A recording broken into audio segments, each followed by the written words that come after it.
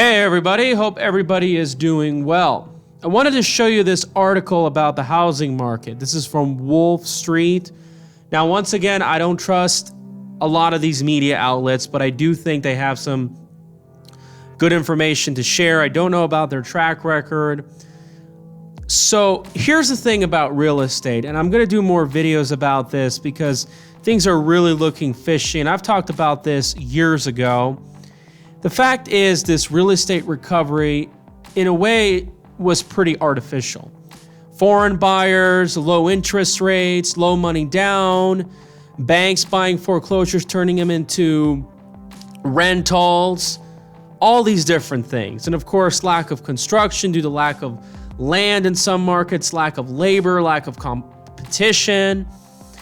And as a result, we saw these home prices rise. They didn't really stabilize to the point where average Americans can actually buy these homes.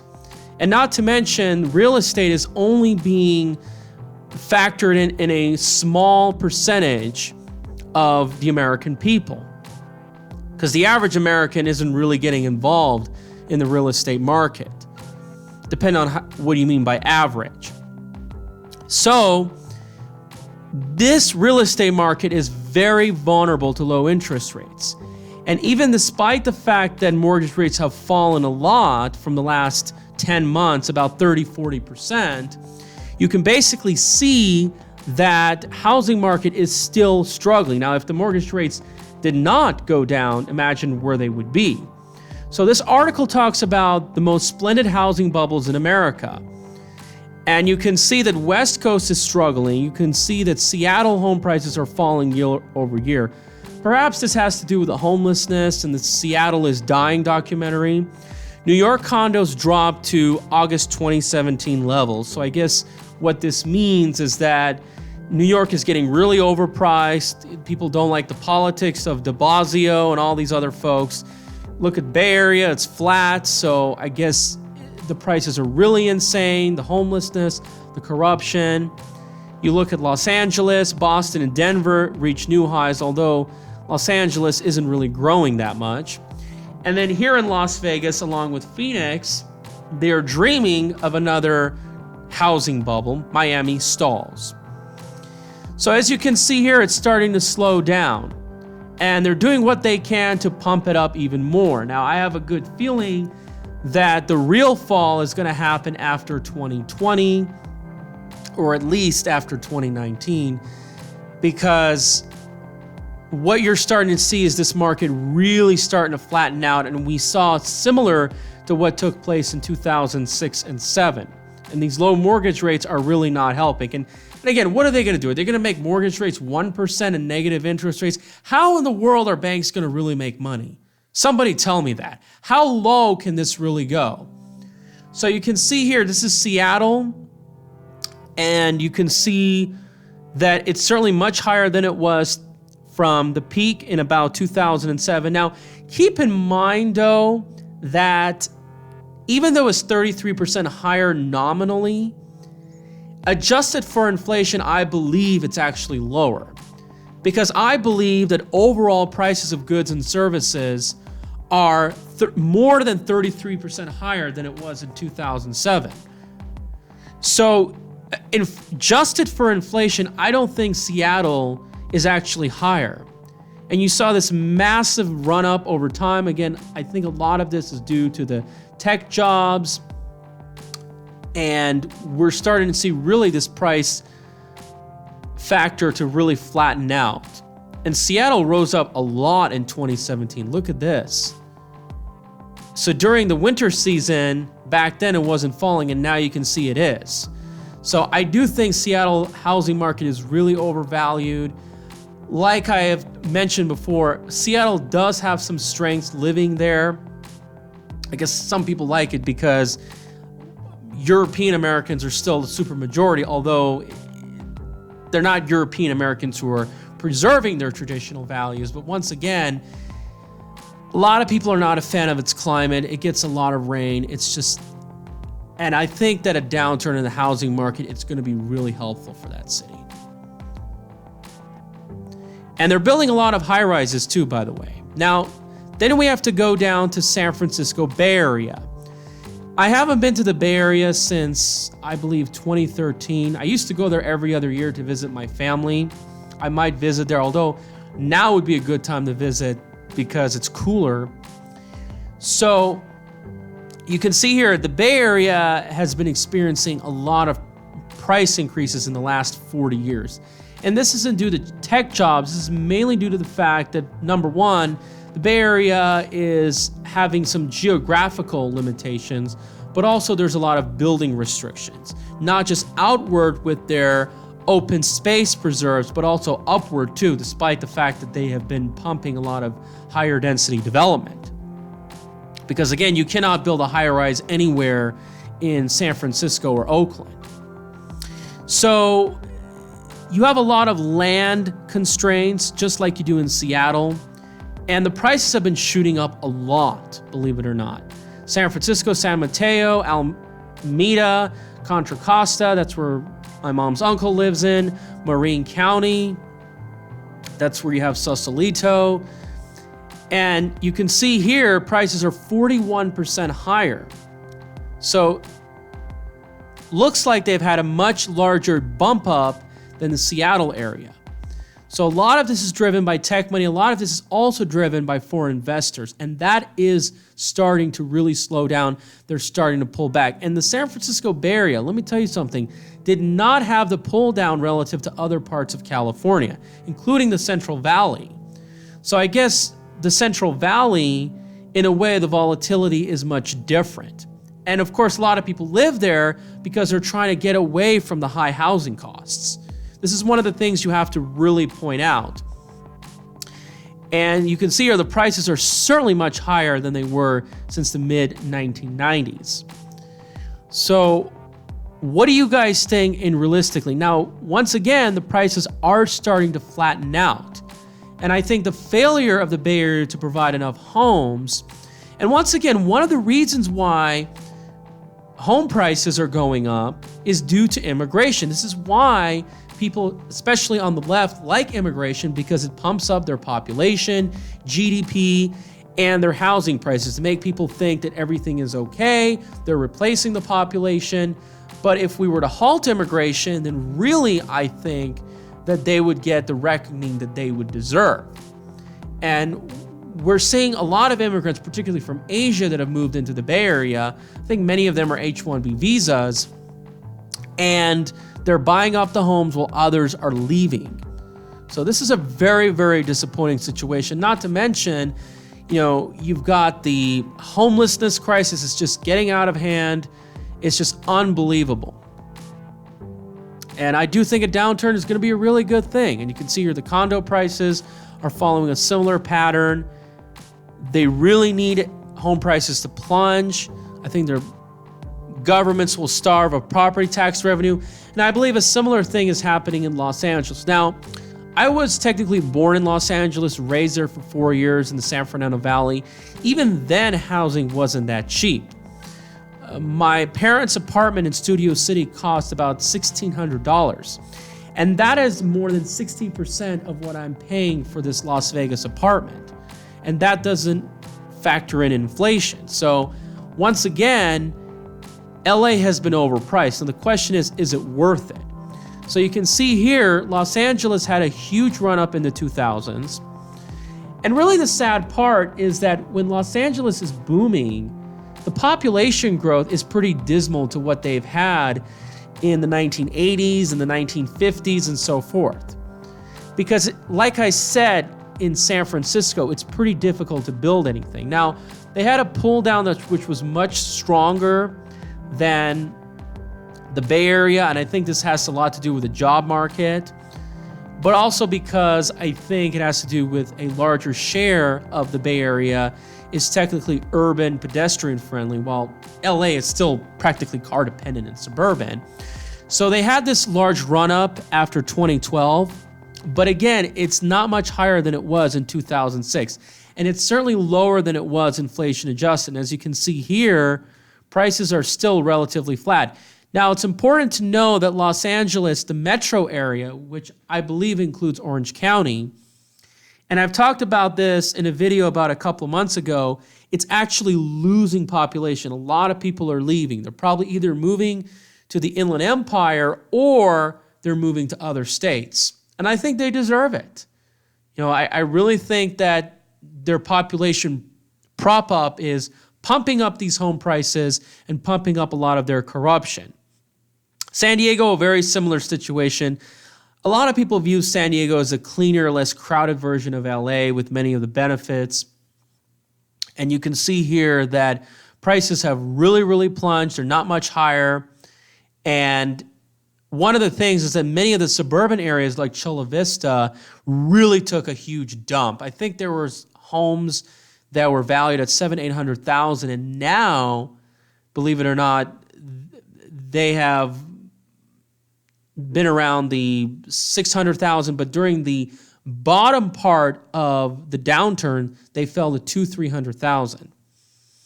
Now, you can see here Portland, nevertheless, is certainly much higher than it was in 2007, unlike Southern California. And a lot of people argue that there has been an interest in urban living. Now, Portland, I can tell you, I'm not a fan of the people from what I have seen with Antifa. Can this impact home prices? Who knows? But once again, Portland is still much higher than much of the country. Now, a lot of people argue that Portland is overpriced because of the urban growth boundary. Now, while that may be true to a certain degree, a lot of the high cost is in the urban areas. So this is one of the things you have to understand. But once again, it is still flattening. Okay? So we'll have to really, really see. And will Portland plunge? I think it will, but the question is how much? It's very hard to say. Now let's go to where I live, Las Vegas. Now, Las Vegas has been slowing down, okay? You can see here, recently it had a very, very large run-up in 2017 and 18. And I think people were coming here, a lot of them from California, because they couldn't afford it. And of course, a lot of reports show that these people were minorities. And we'll talk about that in another video. But you can see here it's been flattening, okay, in the last 12 to 15 months. And you can see here, it's interesting how the growth slowed down and then it had a nice run up. But look at the beginning. Now, during the 1990s, Las Vegas home prices didn't rise up that much. And believe it or not, our population growth numerically was the highest. So this kind of debunks the myth that when you have population growth, you have higher home prices, because that isn't necessarily true. A lot of it has to do with mortgage rates, how much homes that get built, and so forth. But I guess you can argue the low mortgage rates created all this artificial demand after the dot-com bubble bursting.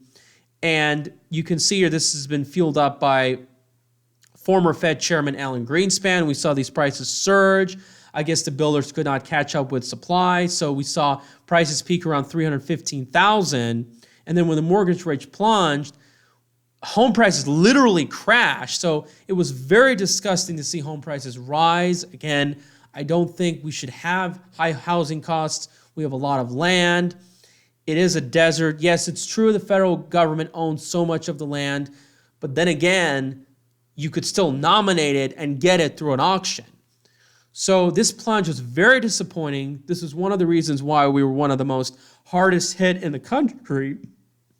And then, believe it or not, we started to see a really huge bounce up, which I don't think we should have had. I think we should have just stabilized at around this level where you see 140. And this could have been more affordable and more attractive for people like me to buy a house, believe it or not. So this is one of the things you have to really keep in mind. Now, the question is, will it plunge? I wouldn't be too surprised. Again, once again, you have to really understand that the Las Vegas economy is still primarily based on tourism. So if this whole easy credit economy, low interest rates, basically where a lot of people don't have a lot of discretionary spending and prepare for the next downturn, you're going to see a lot of downturn in tourism economy. And well, a lot of these people who depend on tips are not going to make their mortgage payments. and you could see the prices really start to fall down. I wouldn't be surprised if it goes down 20, 30% later on. Now, I know there's a lot of real estate agents and people like Jacob's Life in Vegas are telling you, oh, no, it's not going to really crash. Well, you got to see who these people are really working for. Now, let's go down to Denver. Now, you can see right here, Denver really hasn't gone up that much in the 2000s. Now, why could that be? I guess a lot of speculative activity didn't occur. But then again, just because it doesn't go up in the 2000s does not mean it can have this huge run-up in this decade, and it really, really did. And I do believe Denver is due for a significant plunge. I think the market is really overvalued. Believe it or not, when I was visiting the Moab, Utah area or the Grand Junction, I've even noticed home prices were overpriced over there, overvalued. So I think the Colorado market and even the Utah market really needs to settle down. So this is one of the things you have to understand. Now, New York condos is relatively flat. So I guess it sounds like the foreign investors or the Wall Street people are pulling out. Again, not much significantly higher since 2016 and especially 2006. So this is really like a dead count bounce. You can see here Washington, D.C. had a huge run-up, but it didn't really seem to hit 2006 level. Why do you think that could be? You'd think with a lot of government jobs, this would happen, especially under Obama, but who knows? And of course, I believe more government jobs are going to be cut if we're going to have an economic downturn. Now, then you have Boston. Boston certainly had a significant run-up. The issue with Boston, believe it or not, is the fact that Boston has a more diversified economy. And Boston is attractive in many ways. A lot of people can argue it's kind of like a cleaner, less crowded version of New York. I certainly have not been there. I would like to visit. But the thing with Boston is it has a lot of high incomes, high value with the universities. But nevertheless, it doesn't have a lot of land. A lot of the Massachusetts area, and of course you can argue Rhode Island, New Hampshire, have really turned into this continuous city. But once again, can Boston have a significant plunge? I do see that. Certainly it has risen quite a bit. I guess it's pretty late into the game, although it wasn't back in 2006. So it really hasn't flattened unlike many cities or fallen. And even if it were to plunge, I do not think it will be as horrible as other metropolitan areas. Phoenix is a very similar story to Las Vegas, as you can see here. Phoenix really started to have the run-up in 2005 and 2006, and it's starting to have a run-up in 2019. So I think unlike Las Vegas, the run-up is like a year later, but their cycles are very, very similar. As you can see here, 56% drop. That is very, very high. I think because a smaller percentage of the homes that are being sold in Phoenix are actually new homes. So as a result of that, what we really, really start to see is there were less foreclosures given in that market. But once again, I think Phoenix has really run up. California is a significant draw.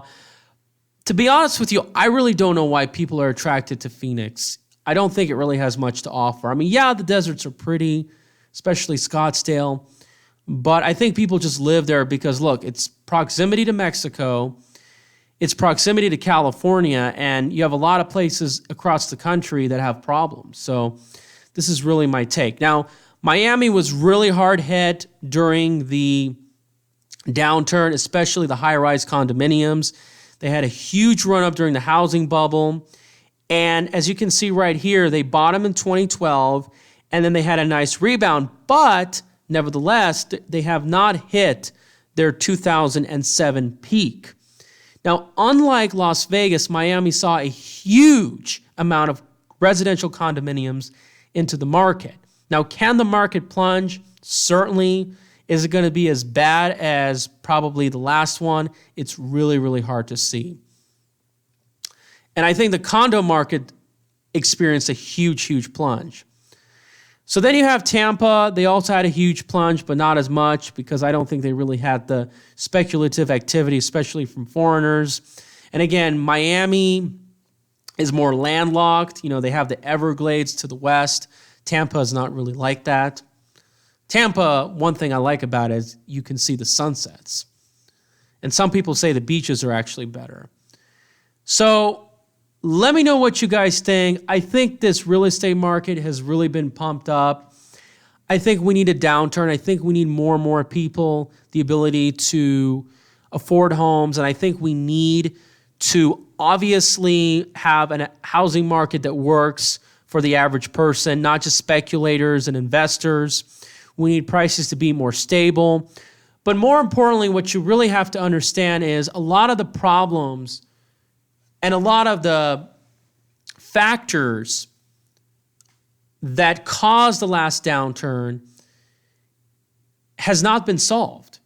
We did not break up the banks. We kept interest rates low. We did not audit the Federal Reserve. And the sad part is, this whole banking system, and as I have confronted many of the elected officials, they're not really talking about it. They're so much focused on identity BS. I mean, whatever happened to Occupy Wall Street? Now, I wanted to show you this article right here from Yahoo Finance, and I think Yahoo Finance spews a lot of nonsense. And then you can say, why a millennial housing boom is coming. Give me a break, for heaven's sakes. Now, there are people like me who probably have money, but we don't want to even buy in this market. And there's a lot of millennials who don't even have money. How many millennials do you know that at least have $1,000 in their bank account? That's what's needed to put a down payment. Well, they can just have 0 down payment loans. Well, excuse me. We need to know if this person is going to make their payments. And despite the very low interest rates, millennials are not buying single-family homes. And why? Well, first of all, I think they have lack of financial skills. They're really not getting married. I guess a lot of hookups are not occurring. How many relationships you're seeing nowadays, especially the ones that are reliable? So I guess people are just choosing to be with roommates or living with their parents. Then you have the job market that's not paying very well because our unions have become ineffective and got destroyed. Our companies have been outsourced. A lot of these jobs, especially low-skilled or even high-skilled, have been taken over by immigrants, foreign-born people. But more importantly, the cost of living is very high. And a lot of the places that millennials especially want to live in the cities or the neighborhoods connected to it, major ones, they're too expensive. This is the sad reality. And who could ever forget the fact that the student loan debt crisis is really, really a problem? Now, I have even heard that home builders are trying to provide some kind of special financing if you cannot pay your student loan. So let's take a look at this. Student loan debt payments, mills marrying later in life, expensive home prices, no down payments. This is what I've just pointed out. And you can see here, most homes in my area are $200,000. Well, you don't see that many here in Las Vegas. I think they're really, really overpriced. And by the way, another thing that they don't talk about, if we see immigration levels come down, but more importantly, if we see the advent of 3D printers, which can build starter homes for $55,000, this is going to really start to change the game. And I also do think, and I will talk about this in another video, that the builders really need to start reducing their new home sizes. This idea of building McMansions, and you've seen my protests, you've seen me get out there, this really, really has got to change, okay?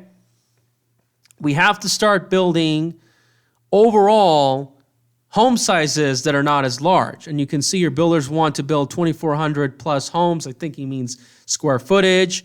Housing boom is not coming. Homelessness is. And you can see here back in 2000, the median home price was $160,000. So adjusted for inflation, that would be $240,000. But they say now is $300,000.